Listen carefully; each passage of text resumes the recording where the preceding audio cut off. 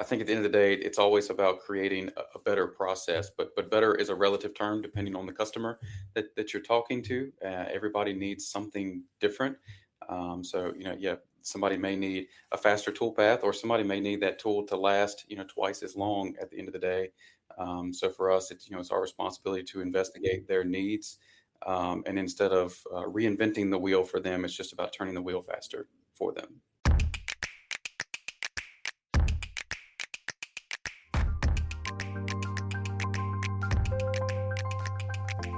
Welcome to another episode of Inside IALR. Thank you all for listening today and joining us. So today we are here to kind of introduce or reintroduce our Center for Manufacturing Advancement. So that is a initiative that we've had for several years, and I'm going to turn it over to our four guests to introduce themselves. My name is Jason Wells. I'm the Executive Vice President for Manufacturing Advancement. It's one of the 5 divisions here on campus at the Institute for Advanced Learning and Research. And the CMA is one of the lines of effort that fall within the Manufacturing Advancement Division. I'm John Ring. I'm the Vice President for the Center for Manufacturing Advancement. Hi, I'm Josh Sims. I'm the Vice President of Partnerships for Manufacturing Advancement at the Institute for Advanced Learning and Research. And I'm Jeremiah Williams. I'm the Assistant Director of Technical Innovation and Optimization here at the Center for Manufacturing Advancement. I'm going to start it with the very basic question. Kind of describe to me, and any of you can take this, what is the Center for Manufacturing Advancement? Let's go with the 1-minute short version, and then we'll kind of get in the weeds and break it down from there. So the Center for Manufacturing Advancement was really a bit born out of necessity. Here on campus, we had the initial efforts within our Manufacturing Advancement Division were heavily centered around workforce development, workforce training efforts, and we supplied the industrial base with a tremendous amount of talent through our workforce training efforts. And in the process of doing so, we heavily engaged with industry to help craft a lot of that curriculum and a lot of efforts on that side of the house, which gave us a lot of high visibility and high touch with industrial partners. And as we were putting students out into the industrial space, what we were getting was feedback both from our advisory council members as well as our graduates about the challenges of bringing technology and deploying technology within their existing confines. A lot of industry partners knew they had to advance themselves. They knew they had to adopt new technology to stay competitive, to stay price within certain price constraints that the market was demanding. And students were, learning. We were teaching them on really high technologies, but they weren't really getting to fully utilize those skill sets when they were getting out into industry. So as we started to integrate and communicate more with these industry partners, what we were finding was a fairly common theme of their inability to really have the time and the bandwidth within their day-to-day demands of keeping a manufacturing facility running to really focus in and explore technology, evaluate it, and then validate it, and then deploy it within their operations. So really discovering this, we found that just by the demands that were put on them, they were putting themselves at somewhat of a, not by choice, but by force, a competitive disadvantage. So we decided that we would invest and start the Center for Manufacturing Advancement, or the CMA, in order to create a facility where they could come in and engage with us, with our team, to really help them do that go through that process. And all the process starts with a really good assessment of where they are now, where they want to get to, and then a good project scope, and then engaging in that perspective. It's really important. I always try to reiterate to people that the CMA is not a research institute. It sometimes gets confused as one. We are more an optimization arm. We really live in trying to operationalize technology that's already out there, that's already in existence. Get new emerging technology from what's known as technical readiness level 3 out to technical readiness level 8, and kind of bridge over that, what industry often refers to as that valley of death. And so that's why we created this environment, so that again, industry, without a huge capital outlay or a gamble, help them de-risk the process of exploring technology and then validating it. I'd like to add just a little bit to that one. I think you did a really good job explaining it. From my side of things, just really quickly, kind of our goal is to, or CMA's goal is to operate as a non-biased third-party technical organization, and so we're here to help manufacturers turn advanced machine capabilities into actual production successes. And so, we're focused on that through process validation, optimization, technology transitions, and helping bridge those gaps between what are the machines capable of, and what do our customers actually need on the shop floor. So kind of getting back to Jason's point, where we're not chasing those IP or moonshot efforts, we're focused on existing technologies and how do we implement them as quickly as possible to support our customers. Some big themes. I've heard a lot of these ideas before, but big themes from both what both of you guys just said is that idea of taking existing technology and helping customers figure out how to implement it, and not just here's a PowerPoint, but here's how to implement it successfully and actually deploy it in a way that will help them. So that's clearly the main idea is how do you help these companies implement these new technologies, or technologies that are readily available, and implement them into their operation. One thing you just said that I think is really important, we don't engage in just creating a report or an update of, here we explored this technology for you, here's this PowerPoint, as you were saying earlier. Our focus and our mission is to really see it all the way through. Sometimes when you do this type of effort in a controlled environment like what we've created, there's some translation problems once it actually gets embedded into those industrial partner sites. So what's really important to us, because of our history and what we've been trying to accomplish as an institution as a whole, is to follow it all the way through and close that loop. So we want to make sure that we're going into these facilities that trust us in helping them deploy this technology. We help make sure that the results we see in a controlled environment translates out in a production environment, help them define the processes and parameters around that.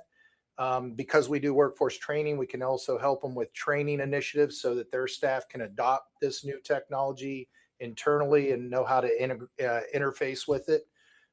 So it's a complete value proposition that we try to deliver, not just here's your research, good luck, and best to you. So. And that does kind of get to the question I was going to ask next is kind of how do we go about this? What are some of the ways that we come alongside of a company and help them improve their process?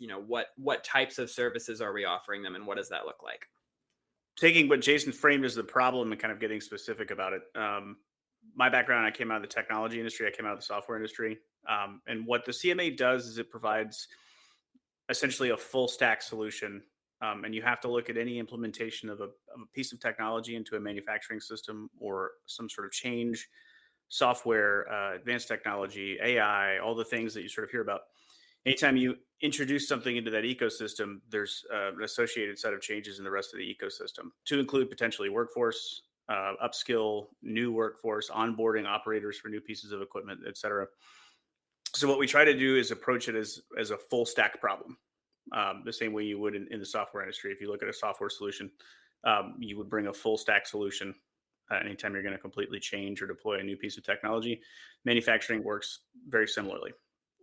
So the CMA offers support for artificial intelligence, machine learning, advanced analytics, data, precision machine optimization, additive manufacturing optimization, metrology, non-destructive testing, all the sort of standard things you would think about in a manufacturing ecosystem. But as Jason mentioned, when we come alongside a partner and we go on this path with them, we're looking to help them navigate that entire change cycle from a full stack perspective. So we want to deploy new additive manufacturing technology. Great. Let's look at the way that's going to change processes. Let's look at what the workforce demands are going to be. Let's look at what the data design requirements are going to be. And let's find some solutions that are deployable in your current environment, sort of meet you where you are, and then go along with you to where you want to go, but using that full umbrella of capabilities. That's a cool way to describe that. And you keep moving your hands in a circle because it all the things connect clearly. I want to take a side detour real quick. I know we use the word optimization a lot when talking about the Center for Manufacturing Advancement. And Jason, I've heard you talk a little bit about this, but I mean, any of you guys can touch on this. What does optimization mean? I'll speak from my side of things. I think optimization, depending on the context in which you're applying it. So, Josh mentioned several key areas that we focus on here at the CMA, from operational excellence to precision machining to metrology to NDT, to all of these fields. For me, my role over the engineering activities that take place specifically on the subtractive, metrology, and additive side of the house, optimization comes in the form of reducing friction between teams, shorter setups, fewer adjustments at the machine tool, fewer surprises, more just process stability in general, and just creating an overall smoother process where everything at the end of the day is much more predictable. It means, eliminating waste, and not, from just a standpoint of, materials, but also the time and uncertainty that's associated with those processes. I would like to add to Jeremiah's, and I come at this from a career in manufacturing engineering specifically. And every manufacturer knows that there's going to be competition, and there's always a need for continuous improvement, and that will never go away. And that at different points, no matter what you believe you're good in, there is always this rotation of, are my people at the best they can be in terms of safety, quality, and delivery and training? Is my process at the best it can be? Is it evolving with the new technology? And so from an optimization perspective, where I believe we really do three things well, is we convene people, we collaborate, and we deploy technologies and a focus in areas where we can help the workforce. We can help introduce the technologies that, if you know that, hey, I'm a machining company and I'm thinking about 5-axis machining, but I don't really know what that is, we're a great forum for that. As an example, come see us. We have a machine. We can help you migrate to that technology or understand it better. So optimization comes in many forms, but I think it's just continually looking at where you are in your process with your people and where you are with your technology, and ask the question, is there a better way to do this to keep me competitive? I think that's a strong way of putting it, an excellent way of putting it. Like I said, you've heard me talk a lot about optimization through past podcasts and other efforts, but optimization is a unique, and it's going to be different for each organization and what their needs are. And typically it's one of the challenges when you get into a project is, everybody wants it. They want more, they want it better, they want it faster, they want it cheaper, and the reality of it is, when you engage in an optimization project, thus the, definition of optimization is, how do you find the right balance of achieving as much as you possibly can across all those wants and needs? Because the truth of the matter is, you're not going to maximize across the board in all of those areas, because there's always a bit of give and take, and there's always a bit of compromise. Give you a quick example. Sometimes you'll go into an account and somebody wants, do no tool changes over an 8-hour shift. And then you go to the next account and they want parts off as fast as they possibly can. And, so it's going to vary dramatically, and trying to find how you can get that 80-20, how do we get you 80% of what you want? And that's optimized. So stay with us. We'll be right back.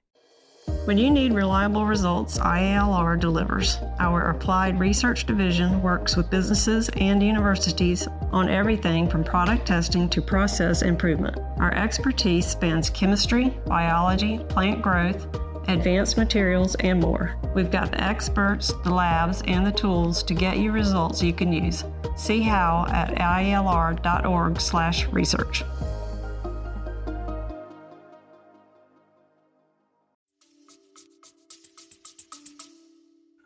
That's a good point, Jason. For us, I think at the end of the day, it's always about creating a better process. But better is a relative term depending on the customer that you're talking to. Everybody needs something different. Somebody may need a faster tool path, or somebody may need that tool to last, twice as long at the end of the day. So for us, it's our responsibility to investigate their needs. And instead of reinventing the wheel for them, it's just about turning the wheel faster for them. That sounds like that could go on a postcard. Good line. Yeah, we'll keep that one. So you guys have talked a lot about, obviously with, as you just said, with optimization, you're taking the customer's goal and then optimizing the process based on what they want to accomplish. So that can look different in every scenario. And you've also talked about, this is not theoretical research that you all are involved in the CMA. It's very much, how do we put this technology or this process or this adjustment in action to make a difference? So kind of how do those two things go together, and what does that look like as you're working with a customer or a partner or a client? What does that look like? There's a lot of listening that goes on. You go to the place, you walk their floor, you learn their problems, you listen, and you do all of that in your mind, asking very intentional, thoughtful questions to try to understand if they realize where their pinch points are. You bring that information back. You put together ideas of what you've seen. You go back to that partner, that customer, that client, and you share with them what you think you learned, and then put them in a position to reflect and understand through your descriptions of how we can convene and collaborate and share improvements, tangible improvements, and try and put some value around that, be it time, be it improvement in quality or delivery. Add to that, John, that process John described is really accurate based on my experience doing the work as well. What's unique when we do this is we're giving the client or the customer permission to generally say something they already knew they needed to say or wanted to say, or to hear each other say things that perhaps they've not had time, space, the opportunity to tell each other.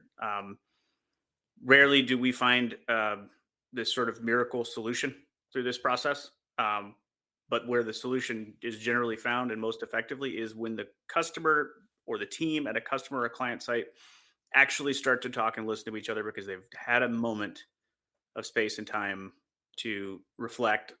Generally, they already know the solution to the problem they're looking for. Perhaps they need some help de-risking or defining it. But that's a very accurate description John gave. We do this quite often together. But watching that discovery where the client gets to hear themselves derive their own solution, and then we're able to kind of help them frame it, that is where I think the sort of magic happens, as it were, for the CMA. And I mean, this applies to the Institute for Advanced Learning and Research as a whole, but also to the CMA. Partnerships are a giant part of that. Here, well, Josh, you got partnerships in your title, so we'll let you answer this question. We do very little by ourselves at the Institute. There are so many different kinds of partners we work with, whether that be, local school divisions, local governments, whether that be private companies, whether that be, obviously now we're working with federal partners, and we'll get to that as well. I guess the different roles that organizations can play with the CMA. Obviously, you guys have talked about clients and customers, but what are the other types of partnerships that make this successful? The easiest way to define them, we have frankly, we consider our customers or clients to also be partners first and foremost. That's the first and most important kind. Folks that come to us that want to go on a journey with us, need our help. Those are our prime partners. In order to do that, to answer, have technology partners. We have folks across the industry that either have derived a solution, machine tool, and Jeremiah can talk about this for quite some time from a technology partner standpoint. They've developed a solution, some sort of technology or capability that we can bring to folks that are seeking our support. We have strategic partners. They may be educational, they may be government. And then we have so strategic could be industry, government, and then you have our technology partners, and then you have folks that have come to us looking for a solution.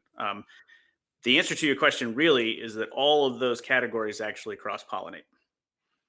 So it is not uncommon to engage with one of those types of partners and discover that there's a solution for one of the other types of partners or other partners within the CMA, or to engage with a customer or a client that's looking for a specific type of support and then derive some sort of insight that helps some other customer or client or partner. So John's mentioning of convening, that is sort of a key attribute of the CMA and of IALR, is the ability to sort of combine ideas and knowledge and relationships and then guide that to some sort of outcome. From my side of things, it's a little bit simpler. So in my mind, we have manufacturers and we have technology partners, and so the manufacturers, that's industry, that's our customer, the folks that are bringing real world problems to our doorstep, and it's our responsibility to then step in and be that third party convener that Josh just mentioned, and stitch all of these folks together. And where we shine is we have the ability to create what I would call a neutral space where all of us can collaborate without a competitive agenda, and then allow each person to focus on their unique strengths, to help us find a resolution to whatever that particular customer's problem is.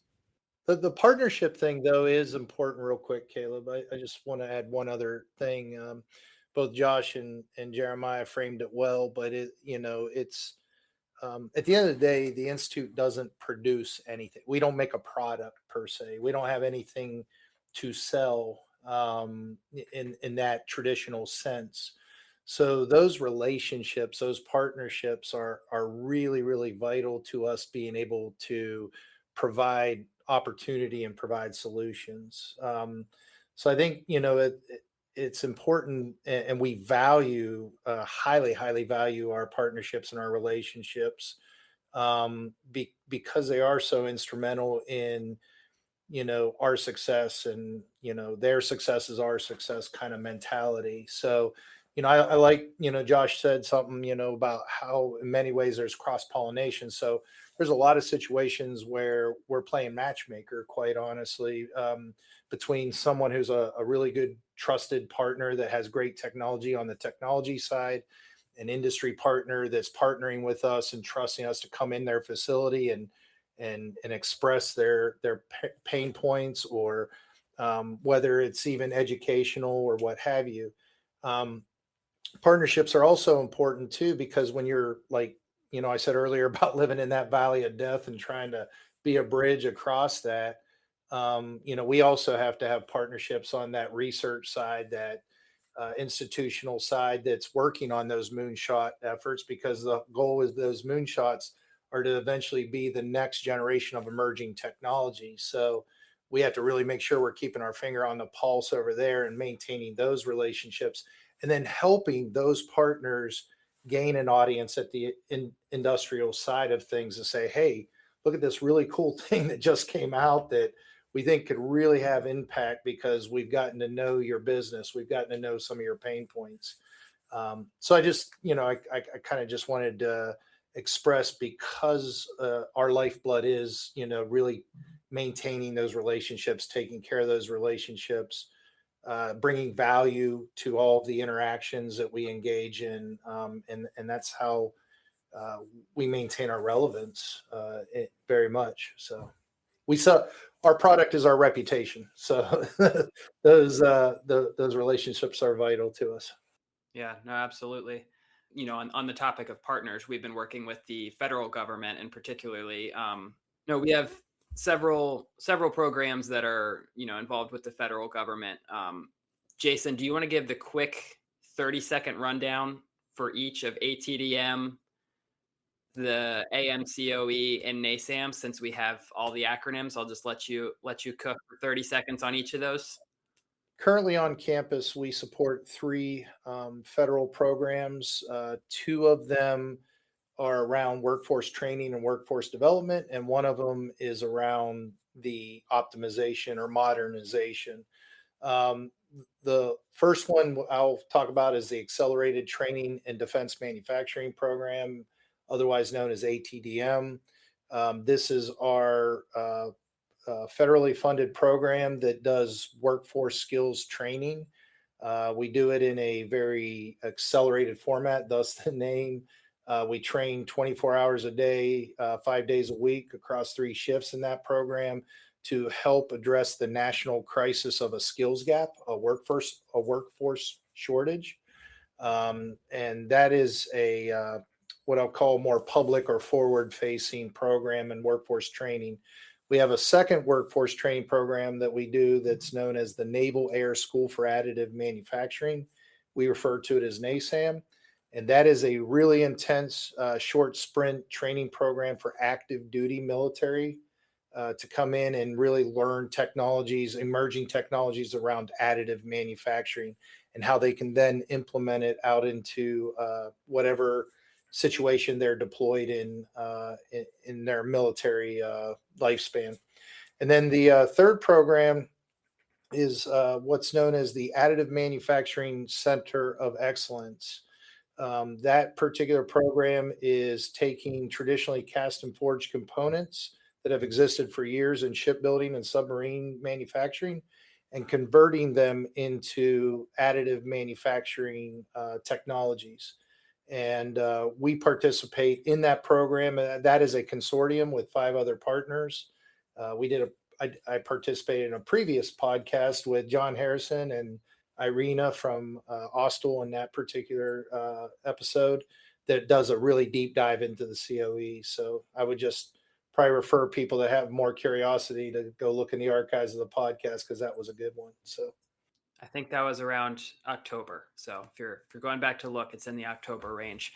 So yeah, thank you for that quick rundown. And like Jason said, I think we've talked about all of these things at different points on this show, or if you keep up with us on any other, social media or our news articles or anything like that. But I'm curious how having all of that together, and obviously Jason, as you said, it's, the AMCOE is within the CMA building, as you all are supporting that directly. And then we have these 2 workforce training programs. One we're having, by next year, it's going to be 1,000 students a year coming through. The other one, more small scale training, active duty military.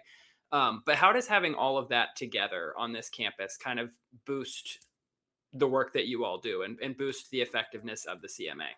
I think Josh would be fantastic at answering that. I made a point about that manufacturing ecosystem. Fundamentally, our relationship with the federal government and the Navy in particular is around providing support for that full stack problem.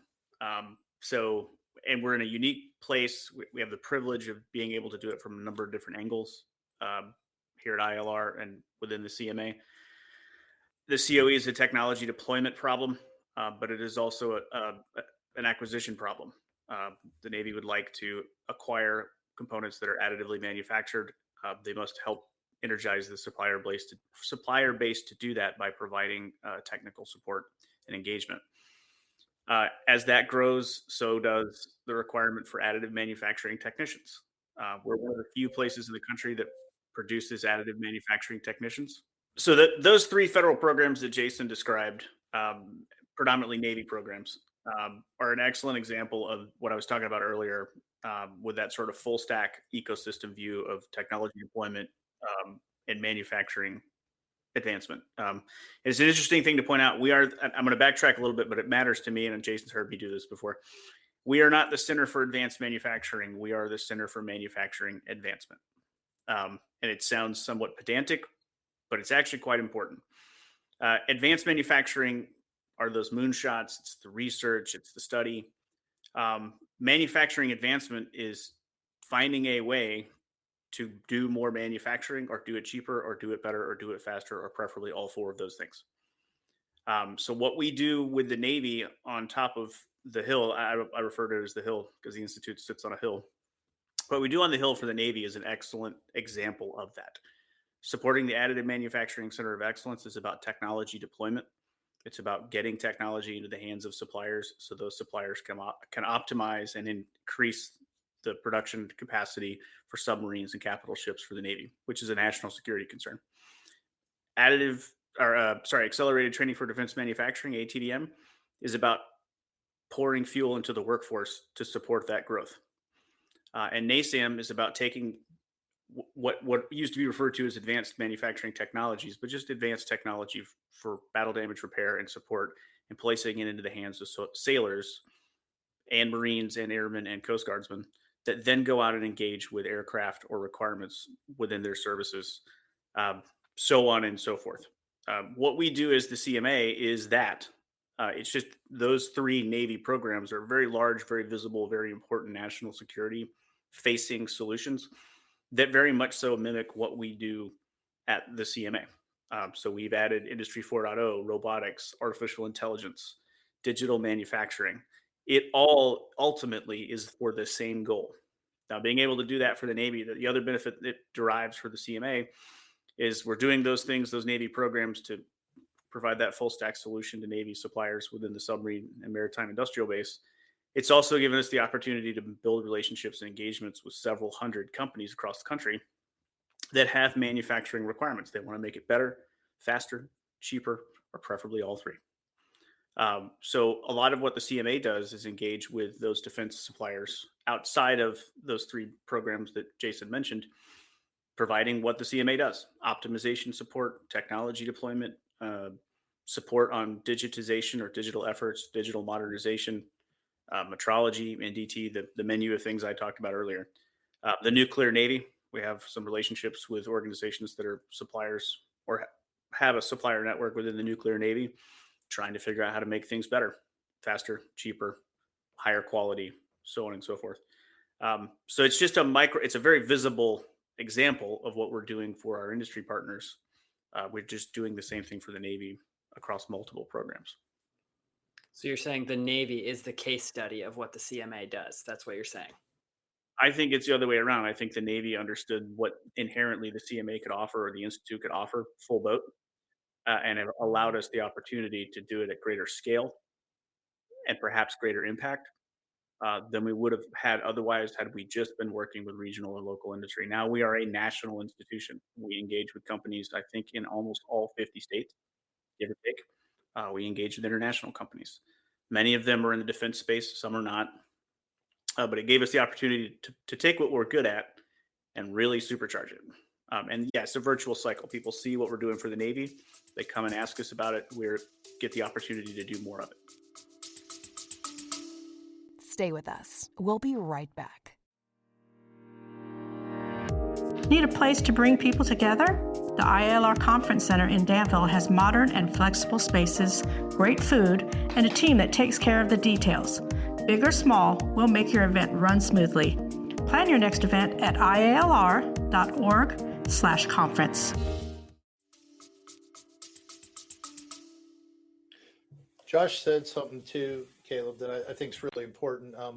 We started with one program. It was, around workforce training, and the value proposition of the Institute as a whole resonated with the Navy that really developed these other efforts going on.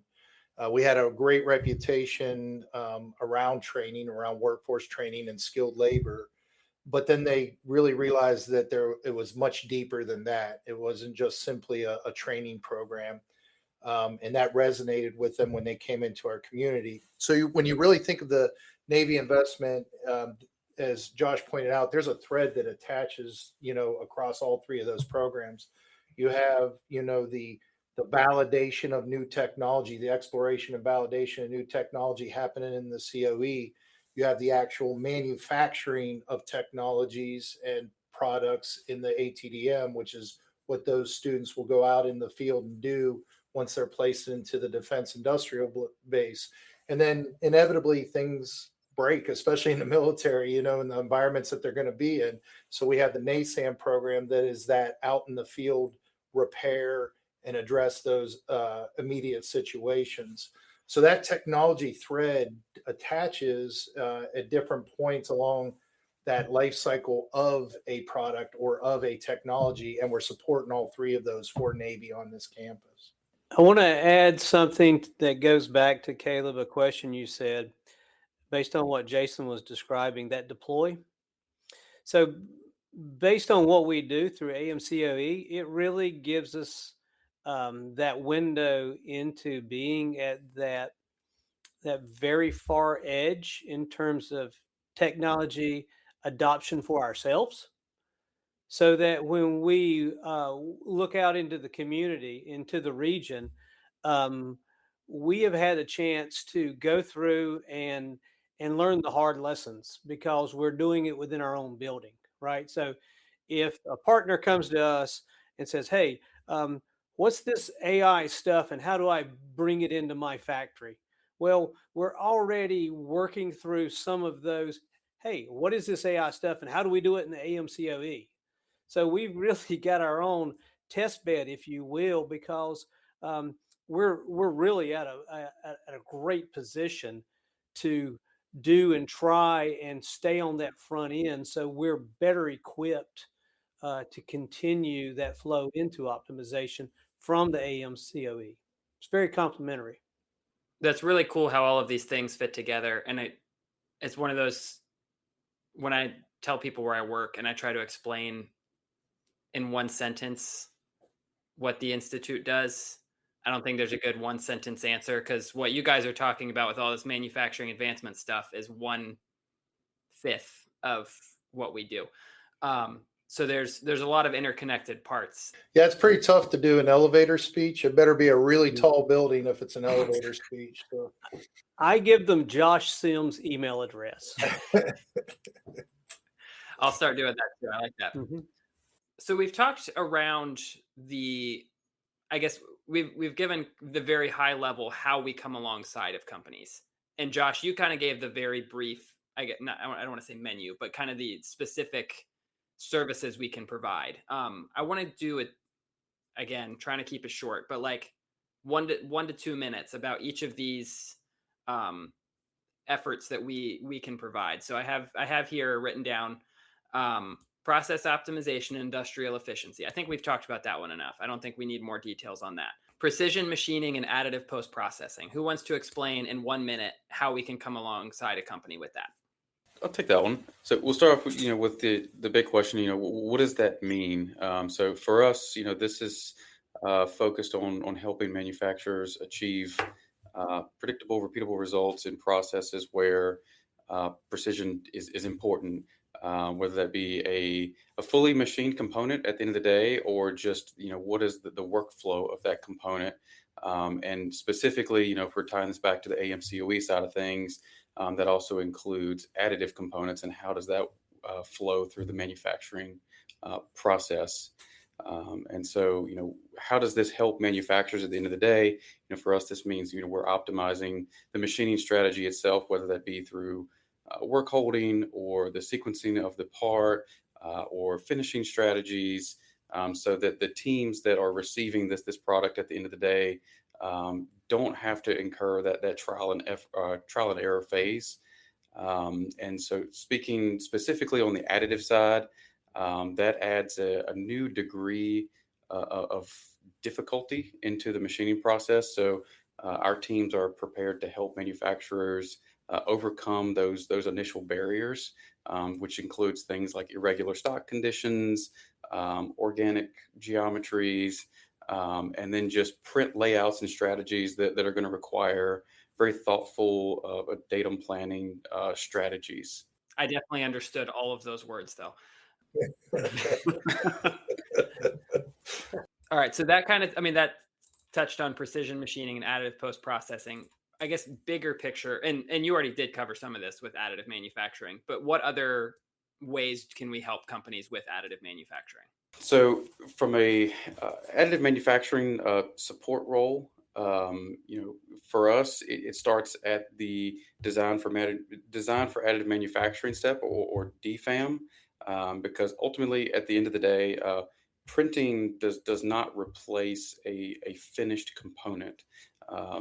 additive manufacturing replaces the foundry in most applications, especially with the work that we do. So we are trying to design a component, and we're focused on the entire manufacturing life cycle of that particular part. So that is going to include choosing the optimal printing modality. So taking into consideration, what is the final condition of this particular component? Do we need higher resolutions, or do we need higher deposition rates based on the size and geometry of this particular component? And then more forward thinking, when you start getting into the post-processing steps, we're going to start thinking about, again, the work holding, the data mean strategies, and the material allowances that are offered by each print modality. So this approach, for us, it reduces, again, that trial and error phase, and it preserves critical features, and it makes that additive to machining workflow more predictable at the end of the day. What about metrology? Yeah, metrology in general. What kind of services, and how do we come alongside companies with that? Okay. Yep. So the metrology side of things, this is kind of two components, depending on the manufacturer or customer that we're speaking with. So it's either going to be dimensional metrology or quality and compliance side of the house. So ultimately for us, this is utilizing measurement to verify processes and drive decisions. And ultimately, the goal of this particular process is to help customers, reduce defects, receive components faster, and arming customers with data to close the loop of everything that has happened within all of the value add processes that we just spoke about, to produce a compliant component. And to add to that, Caleb, metrology is a great area where we have a trusted partner, right? Long time relationship with Mitutoyo, both in our ATDM where students are training, but also in our AMCOE. And a good example is we're working on a project where an organization said, hey, can this be done on this type of machine, a CMM, coordinate measuring machine? And so we have the expertise and the equipment that the Institute invested in to be able to do that kind of analysis. A lot of times when a manufacturer will set up and begin making things, they usually buy tooling and quality equipment specific to making that thing. And then they go to making that thing and they want to get really, really, really good at it and optimize everything. But then there will be a need for a new product, or they may be a changeover in people in that organization, and they need to expand and grow within that technology. And it's very hard to do while you're in the fire. And so we provide that outside third party, again, agnostic third party, because we're not trying to sell a new type of machine or a new type of measuring technique. And so they can come to us and we're doing that currently in metrology for some organizations. Yeah, I think that's a really good point, John. I mean, ultimately, that's the sandbox that we're trying to play in here. So when we start talking about helping manufacturers, ultimately at the end of the day, reduce risk and accelerate deployment of these processes, especially focusing on subtractive, additive, and metrology. We're trying to de-risk things for those customers by giving them, again, that neutral location to serve as a test bed before they commit a large amount of capital or a stop production to a specific process. What about automation and robotics integration? What does that look like? From a similar standpoint, we have an Industry 4.0 lab here. And Jeremiah hit on it. Capital investment, right?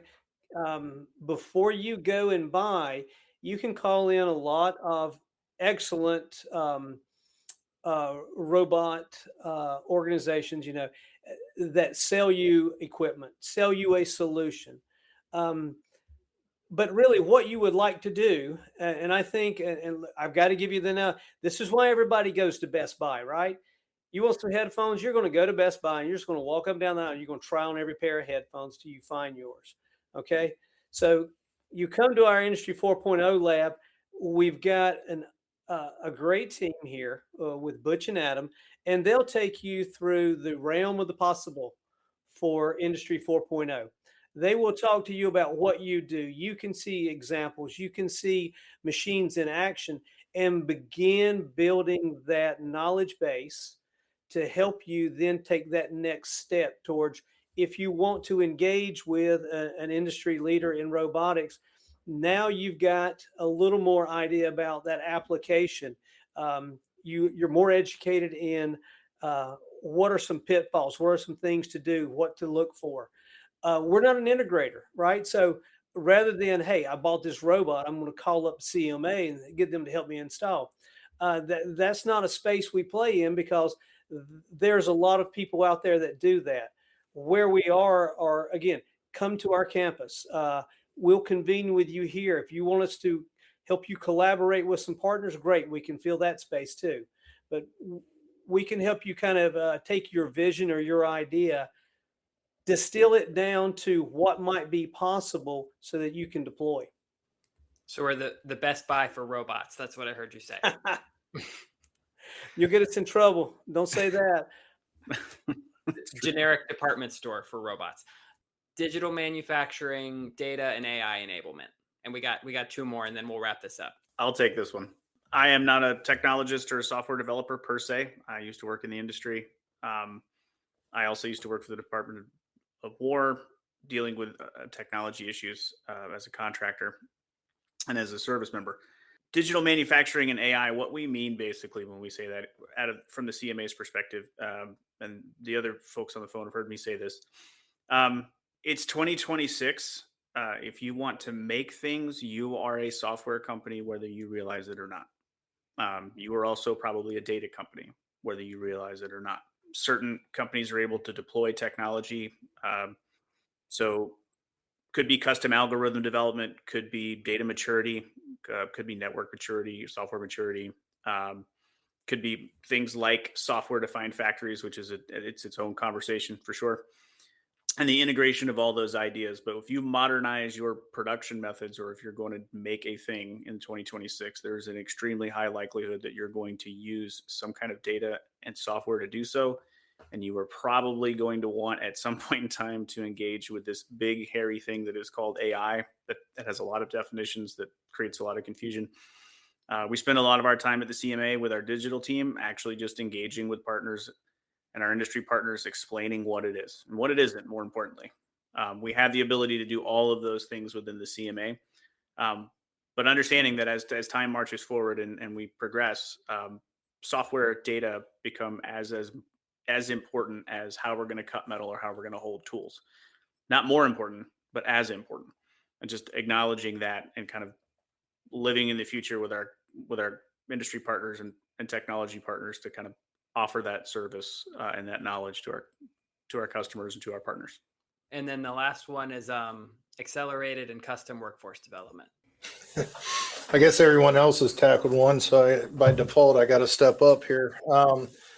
Around workforce training, workforce development, it's something that we have, a deep, rich history of, and wraps around a lot of the culture here at the Institute. We're always looking, you build up the individual, and that's how the community gets stronger. So, but workforce training and development in the realm of the CMA is where we're looking to not necessarily do a bunch of individualized training, but certainly utilizing a couple decades of experience of figuring out how to best deploy training and make it impactful and make it resonate, make it stick, and make sure that it's focused to achieve an end objective. We're very fortunate because we have training programs here on campus that go from 6 weeks all the way through to a traditional community college academic year. So that's a wide range of time. So we have the ability to, almost like an accordion, compress and expand our curriculum and our workforce training, and that's not an easy task. It takes a lot of figuring it out. So, we are very much able to pivot, adjust, adapt, and modify to meet very specific needs. But we also want to do a lot of train the trainer, the analogy of, feed a fish for, you feed a guy for a day or teach him how to fish. So we work a lot with industry partners when they indicate that they're having some issues, whether it be with onboarding or bringing in new technology or bringing in new machine operators or what have you. We'll work with their HR people, we'll work with their training departments and help them with some of our lessons learned in delivering curriculum, transferring knowledge impactfully in a short amount of time in an accessible, fashion, and really help them set up systems internally so that they can continue to succeed and continue to, grow and prosper. Jason, I'm going to jump in on that one to try to provide some kind of a concrete example of what you're talking about, because that's the real interesting part with the CMA. We've talked about this ecosystem tool. I've said it enough times. We are working with a defense supplier, one of our industry partners, who does a lot of high volume laser powder bed fusion additive manufacturing, and they are going to expand their capabilities. So we are working with them to help them develop their on-the-job training and their train-the-trainer programs, because they're going to have to hire a bunch of folks to run these machines and run these lines, and then also the post-processing and the precision machining that follows that in order to set up a new production line. We were able to help in a number of ways, but understanding that after we've solved all the problems of deploying the technology, and we know we're going to how to run the line, we know we're going to get the materials, we know we're going to do the designs, we know we know how we're going to print, we know how we're going to post-process and cut, et cetera, et cetera.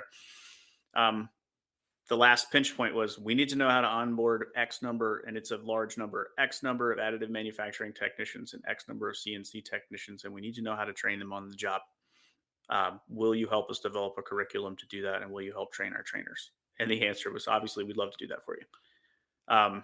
And so I liked that example because it goes back to that sort of full circle concept. This is a company with some very high-end capabilities, very high-end technology, very good design, very good technology deployment from a software and an AI standpoint. They've got it all. But at the end of the day, to go to production at that scale, they also needed someone to sit down with them and help them train their trainers to put operators next to those machines to make it a reality. But I like that example because you can see all of the things in the ecosystem in that one partner. That's a great example. And, we had for a long time, again, that history of putting people in jobs. When you're running a training program where you're trying to train at volume, as Josh mentioned earlier, we have one program that'll achieve 1,000 people per year. You really are, you have a broad spectrum of skill sets that you have to touch on. But we all know that, once you get into a particular company, there's a tremendous amount of lift on that side of it around specific processes, specific governances, culture, all of those other things. So that's where the CMA really wants to engage our workforce efforts, step off, because now we're going to provide you a really skilled, level set individual. Now you got to plug in OJT, on the job training, and that's where the CMA takes over to help define, what that looks like and how that can look, and really get at that last leg of the race, across that finish line. It's a unique value proposition that we feel is critical. Also, again, not just optimizing processes, because we talked a lot about that, but also optimizing how the workforce to engage with those processes and engage with the technology. So it's so specific, case specific for a lot of companies that we just can't do it with a broad reach training program.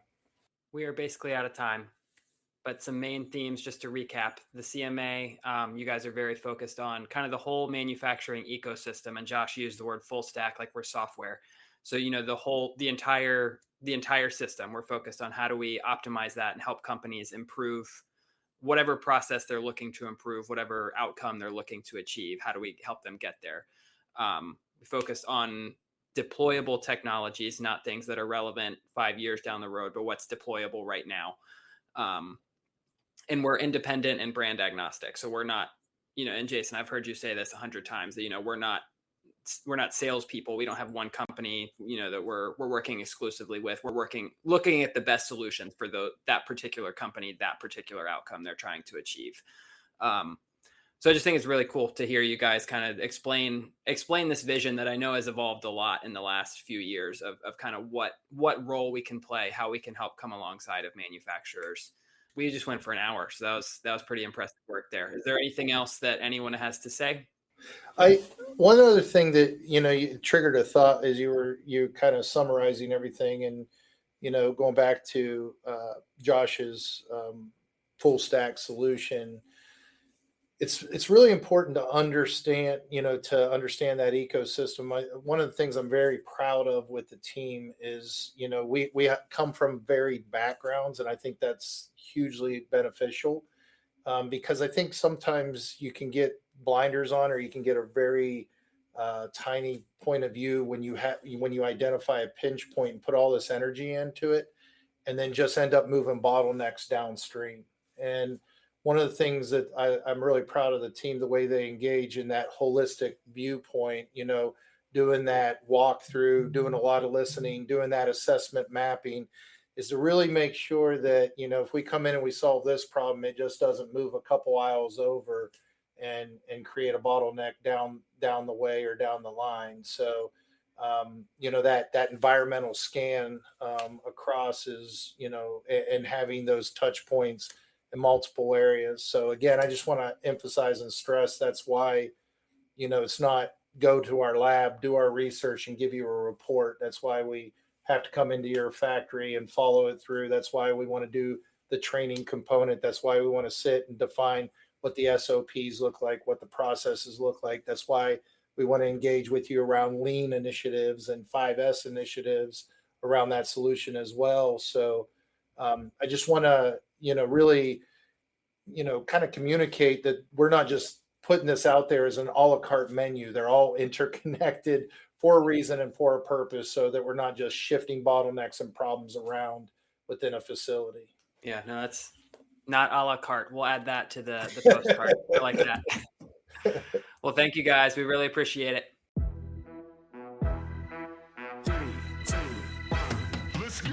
At IALR, we're training people for careers supporting the construction and maintenance of ships and submarines. ATDM, or Accelerated Training in Defense Manufacturing, gets students ready for defense manufacturing careers in just 16 weeks. Skills like machining, welding, additive manufacturing, non-destructive testing, and metrology. The best part? Most graduates land great jobs right away. If you want a fast track to a career with impact, check out atdm.org.